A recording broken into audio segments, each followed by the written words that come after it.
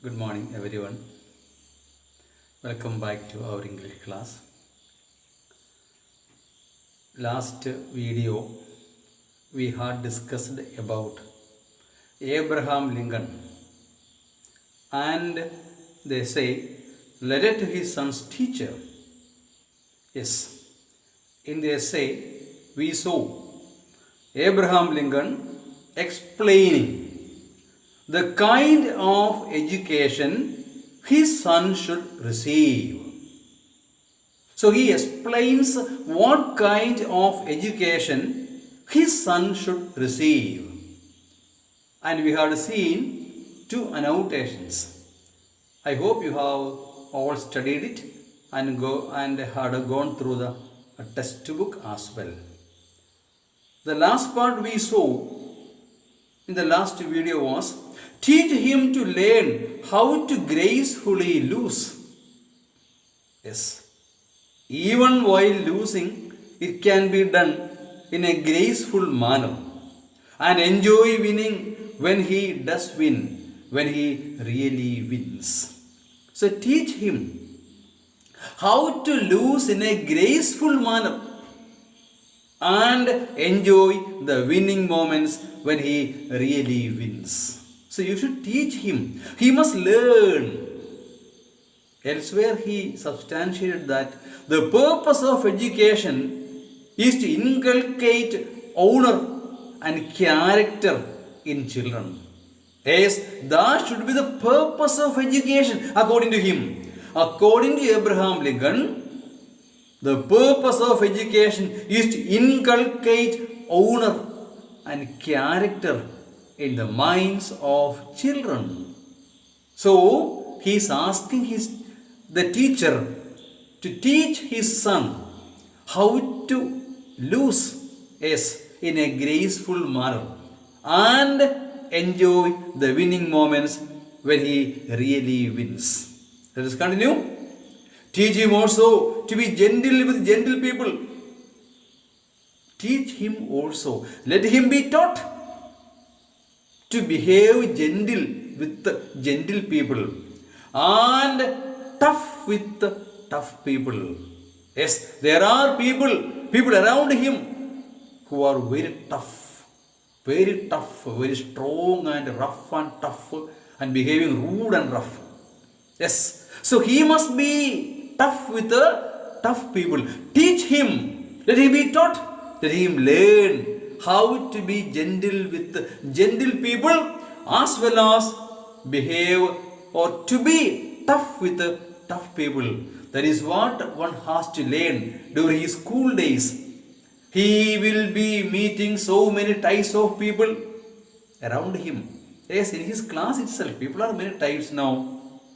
Some are very pleasant and gentle. Some are behaving so nice. But some are there so rough and tough. So he must learn the first lessons of dealing with people in the school itself. There are people who are gentle as well as people who are tough, and he must learn the art of being gentle with gentle people and tough with tough people. Yes, steer him away from envy if he can. Yes, two vices, envy and jealousy. So what is envy and jealousy? See, when you see someone getting better or achieving something more than you yourself, you feel envy. Not that you are worried. See, you are worried more that they are getting or they are performing better than you. Take the example of a class examination or a class test paper even, or a weekly test. When the paper is shown, you will be happy with whatever mark you got. Suppose you imagine you got 90 marks or 90% of marks. You are happy, okay, 90% very good. But after some time you see your friends all getting 95, 97, 98, then you begin to worry. You are happy when you got 90. Because you know that you deserve only 90. 90 is great for you. But when you see that your friends getting better than you, you begin to worry. That's called envy. That is jealousy. Yes, you are bothered that others are getting better than you. You are not worried whether you are getting or not. That is what envy and jealousy. Okay, so steer him away from envy if you can.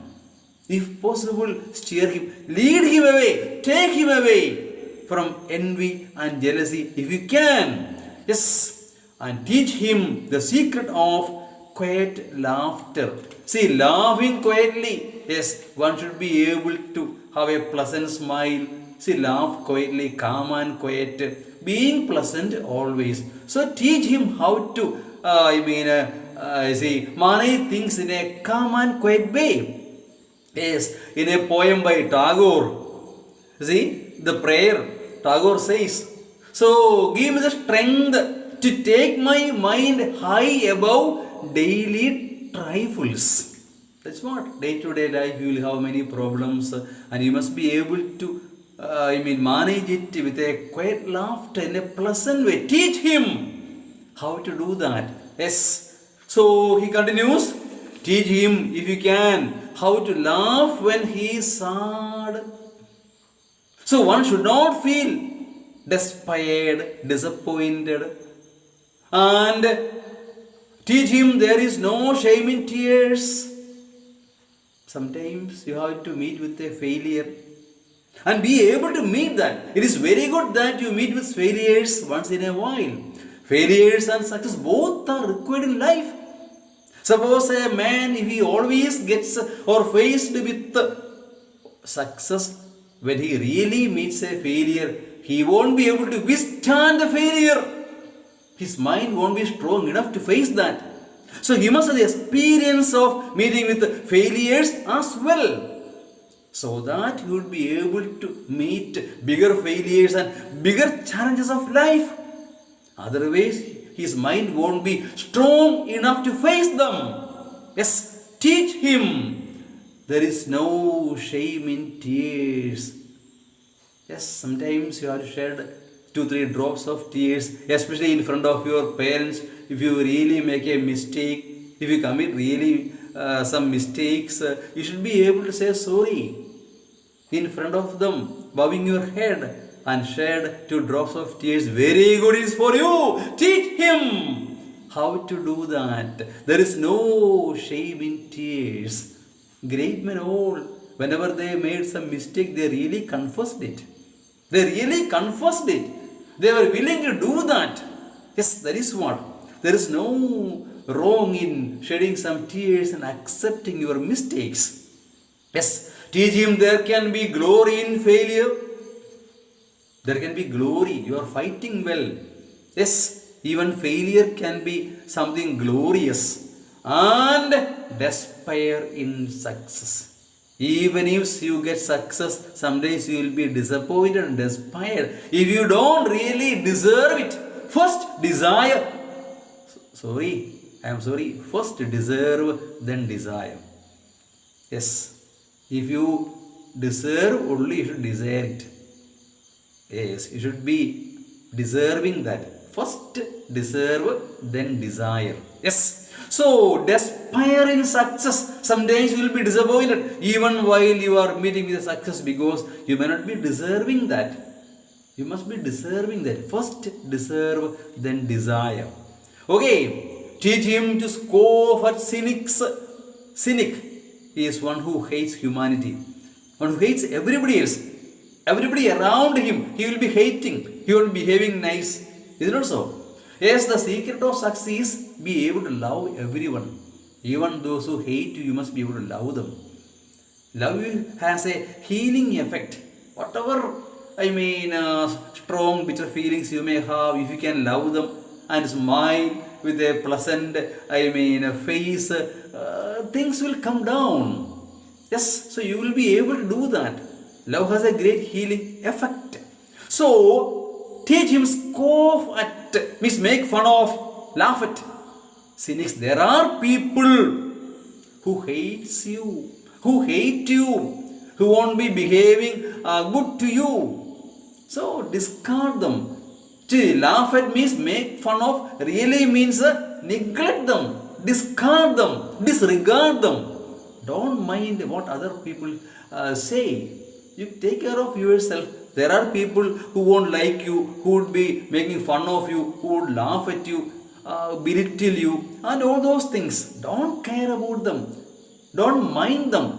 See, scoff at means laugh at here means neglect them, disregard them. See, don't mind them. Yes, teach him to scoff at cynics.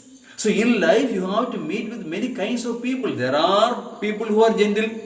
There are people who are not at all gentle. There are people who may cheat you, say bad things behind your back, and whom you cannot trust at all.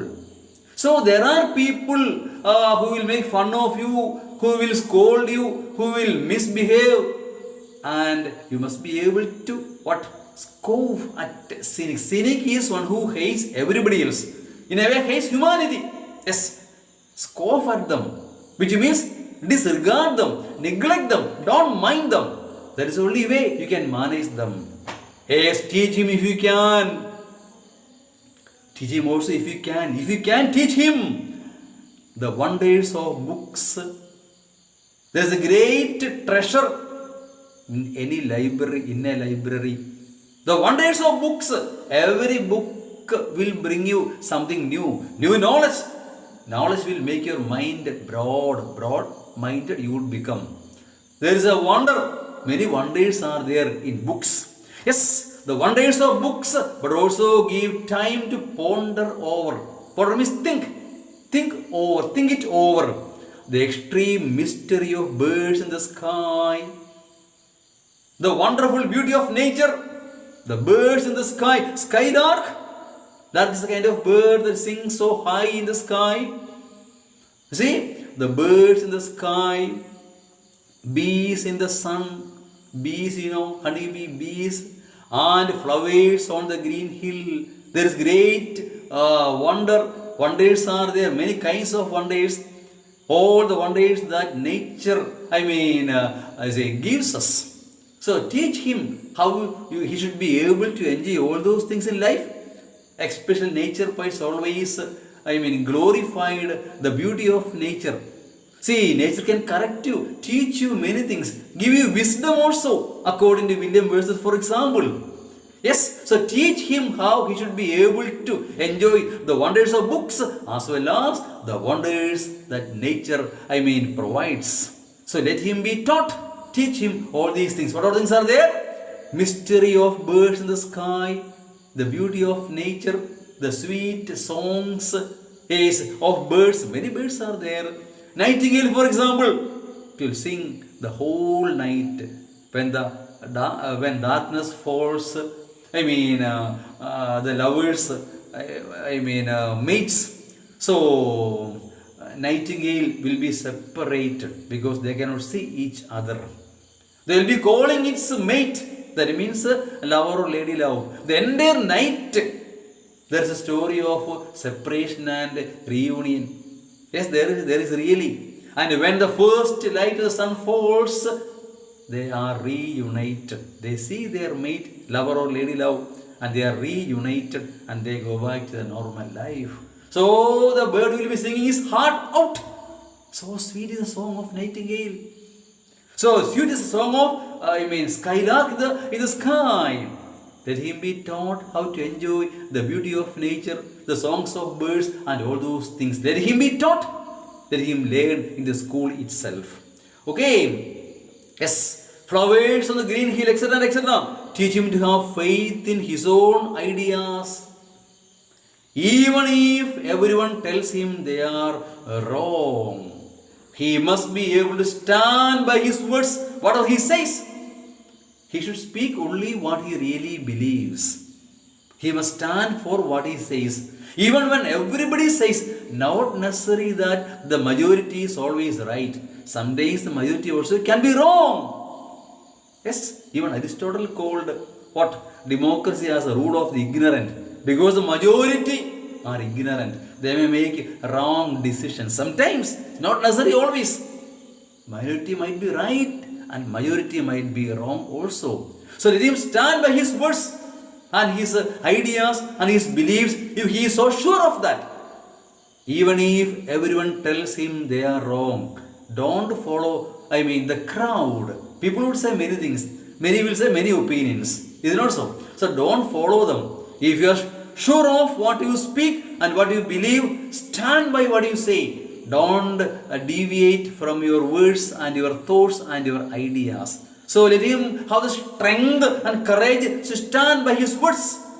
Even, everyone tells they are wrong. Let other people say whatever they believe. Don't follow them. Don't follow the crowd. If you are sure of what you are saying, stand by what you are telling. Let him be taught.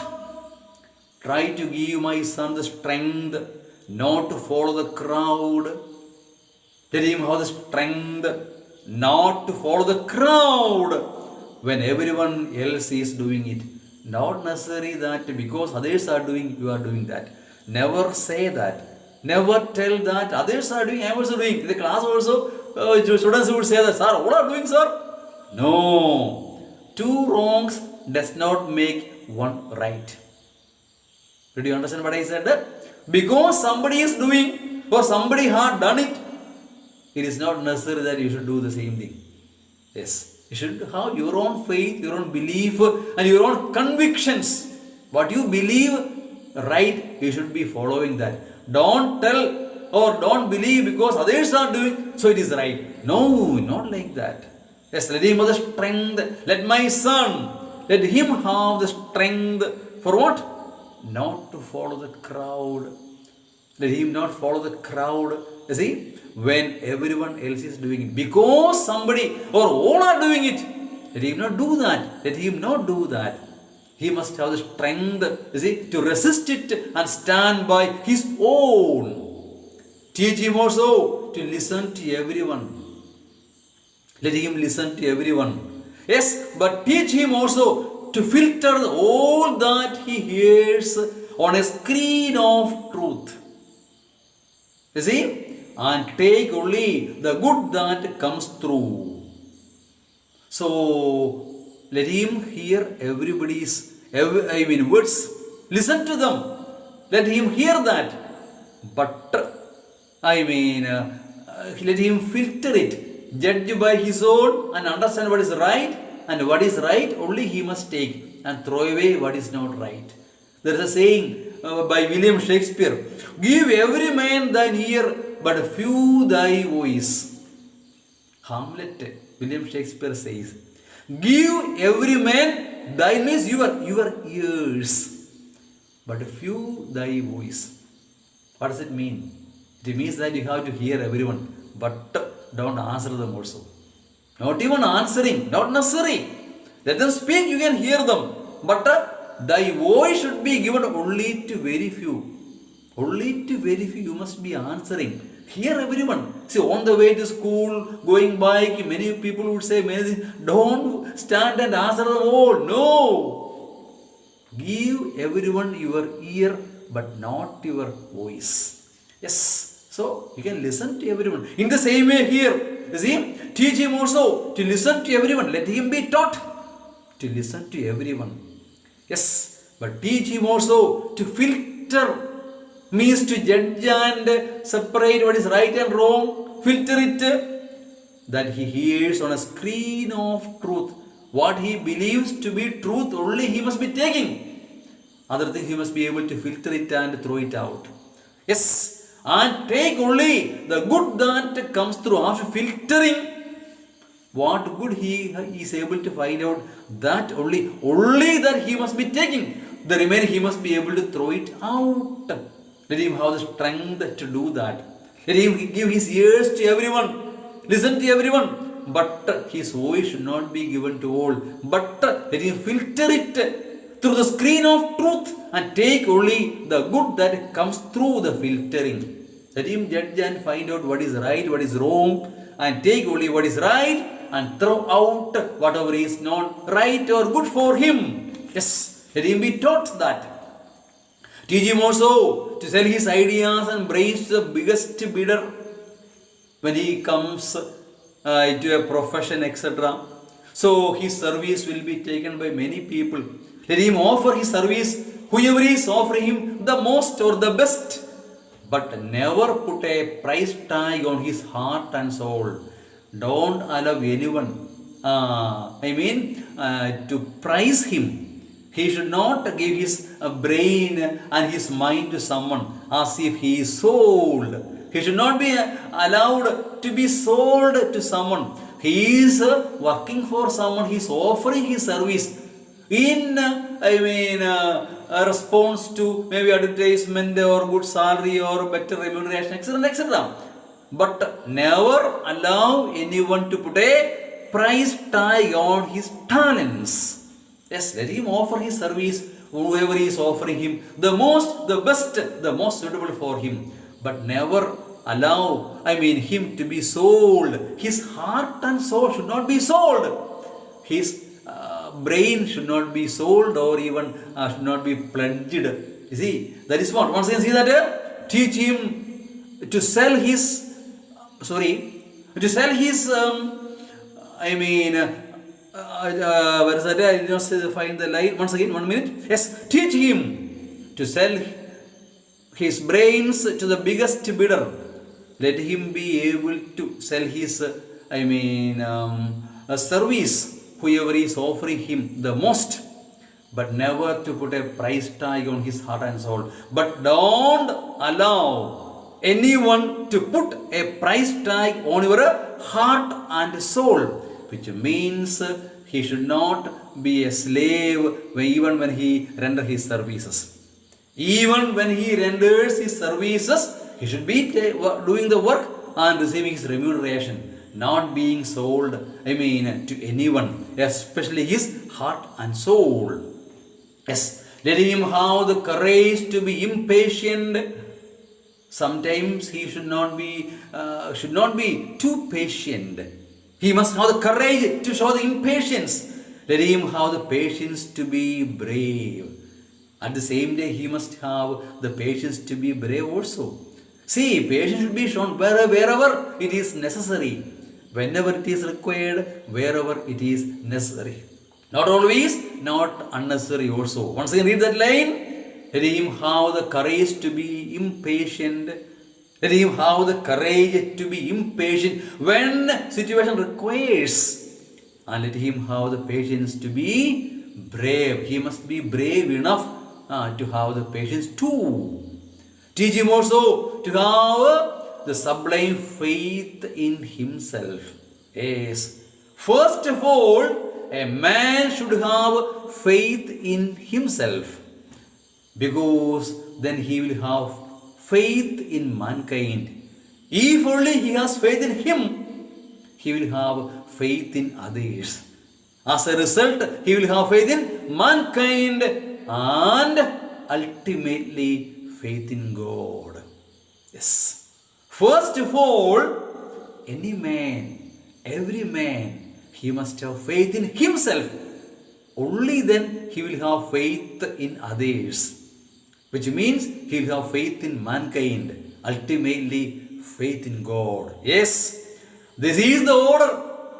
The order is that first one must have faith in himself, then he must have faith in mankind, ultimately faith in God. This is the order. Remember once again, let him have faith in himself first. He must be able to believe others, trust others. So faith in others too. As a result, he will have faith in mankind, ultimately faith in God. This is the order. What's the order? Faith in him, faith in mankind, and faith in God. This is the order, teacher. But see what best you can do. For that, see what you can do the best. The best possible you do it. The order is this. First, my son should have faith in himself. Then he must have faith in mankind, ultimately faith in God. This is the order, but see what you can do. He is such a nice boy. Yes, he is such a nice boy. And above all, he is my son. The proud feeling of a father. He says, he is my son. So see what you can do for him. This is the order. The order is this: that you have faith in him, faith in mankind, and ultimate faith in God. This is the order. See what you can do in his case and teach him all these things that I have narrated. He is such a nice guy, nice boy, and above all, he is my son. That is what Abraham Lincoln explains through this essay. So he is explaining the kind of education his son should receive while going to school. So he begins the essay by saying that for a while it will be strange for him, so treat him gently, and all those things he begins, he says at the beginning of the essay. And he narrates whatever things, he wants the teacher to teach him. And he ends by saying that let him be taught what? Faith in himself, faith in mankind, and ultimate faith in God. This is order, and see what you can do. He is such a nice little boy, and above all, he is my son. Here comes the first lesson, letter to his son's teacher by Abraham Lincoln. I hope you have come halfway through and gone through the annotations and short answers too. Study all answers given at the end of the textbook. Go through the notes given at the end about the author, about the essay and verse meaning, and write the verse meaning in the notebook, and also study the annotations and short answers. And I asked you already that you must write at least one annotation and one short question from every lesson in the notebook itself. Hope you will do that. Yes, we'll meet in the next video. Thank you.